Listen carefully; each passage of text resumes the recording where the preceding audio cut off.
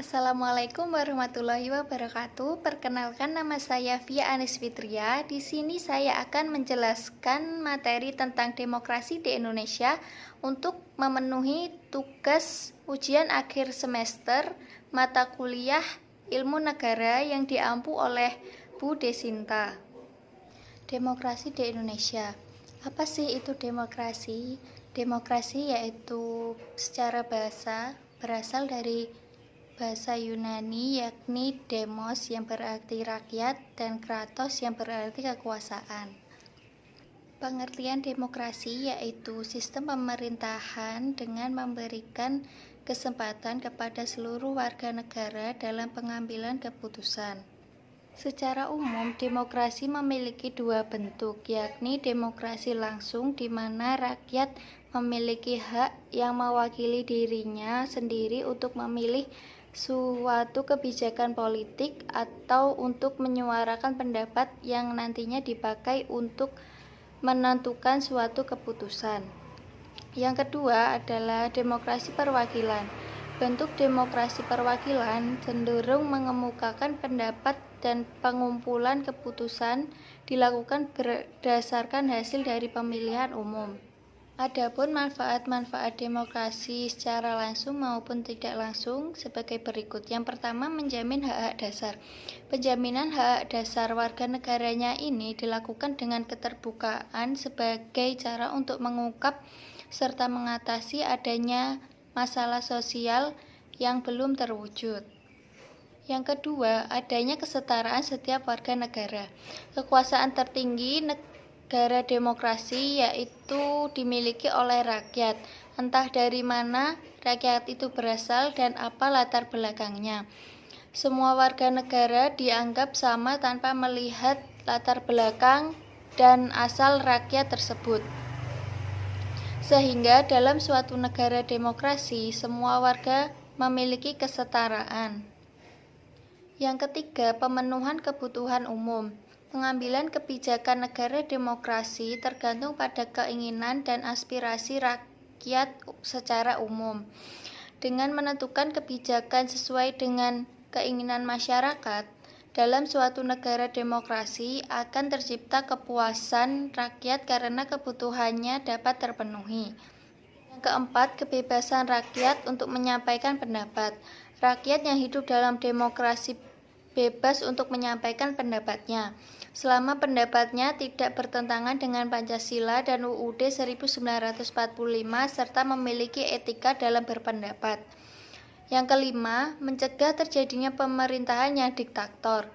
Adanya peran rakyat dalam merumuskan kebijakan pemerintah secara tidak langsung dapat mencegah adanya pemerintahan yang diktator. Yang keenam, menciptakan pemerintahan yang bertanggung jawab.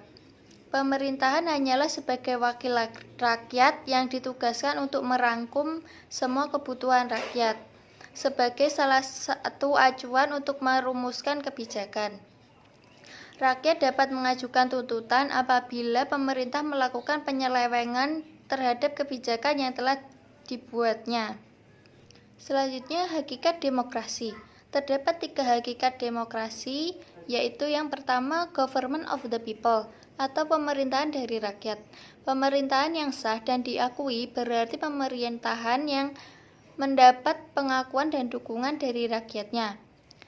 Yang kedua, government by the people, atau pemerintahan oleh rakyat. Pemerintahan oleh rakyat berarti bahwa suatu pemerintahan menjalankan kekuasaan atas nama rakyat, bukan atas dorongan diri dan keinginannya sendiri. Selain itu juga mengandung pengertian bahwa dalam menjalankan kekuasaannya, pemerintahan diawasi oleh rakyat. Yang ketiga, government for the people, atau pemerintahan untuk rakyat, mengandung pengertian bahwa kekuasaan yang diberikan oleh rakyat kepada pemerintahan itu dijalankan untuk kepentingan rakyat, bukan untuk golongan kelompok, partai, atau kepentingan pribadi.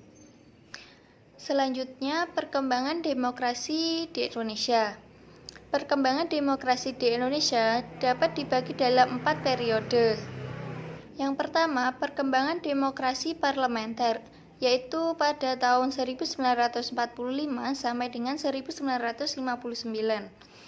Periode pemerintahan negara Indonesia pada tahun 1945 sampai 1949 yang menggunakan UUD sementara atau UUDS sebagai landasan konstitusionalnya. Pada masa ini, parlemen memegang kekuasaan politik sangat besar dan sistem multipartai parlemen terdiri dari wakil-wakil partai yang berasal dari beragam aliran ideologi. Selain itu, kabinet pemerintahannya kerap diganti dan tidak stabil. Bisa dibilang praktek demokrasi pada masa ini gagal. Karena kegagalannya tersebut, maka Presiden mengeluarkan Dekret Presiden 5 Juli 1959. Yang kedua, perkembangan demokrasi terpimpin, yakni pada tahun 1959 sampai dengan 1966. Menurut TAP MPRS nomor 8 MPRS tahun 1965, demokrasi terpimpin sesuai dengan Sila Pancasila nomor 4 dengan berporoskan Nasakom. Pada saat itu, konstitusi yang berlaku adalah UUD 1945 dan Presiden Soekarno sebagai kepala negara sekaligus kepala pemerintahan yang berlandaskan dengan sistem presidensial. Karakteristik demokrasi terpimpin adalah sistem kepartaian melemah karena kekuasaan presiden yang besar. Dan peranan kontrol DPR GR melemah dan juga pemilu yang tidak terselenggara. Yang ketiga, perkembangan demokrasi Pancasila era Orde Baru, yakni pada tahun 1966 sampai dengan 1998. Masa demokrasi Pancasila era Orde Baru yang merupakan demokrasi konstitusional yang menonjolkan sistem presidensial. Dalam perkembangannya, peran presiden sangat dominan terhadap lembaga-lembaga negara lainnya. Pemilu hanya diselenggarakan sebagai seremonial formalitas saja. Kebebasan pers dibatasi dan kerap terjadi pemberedelan media massa pada saat masa ini. Yang keempat, perkembangan demokrasi Pancasila era reformasi, yakni pada tahun 1998 sampai dengan sekarang. Dalam sistem ini, sistem pemerintahan presidensial mulai dipertegas dan parlemen terdiri dari banyak partai atau disebut juga dengan multipartai. Sistem pemilihan langsung untuk presiden dan kepala daerah. Lembaga perwakilannya sudah dibagi menjadi DPR dan DPRD serta kebebasan pers semakin terbuka. Sekian penjelasan dari saya tersebut. Bila ada salahnya mohon dimaafkan. Wassalamualaikum warahmatullahi wabarakatuh.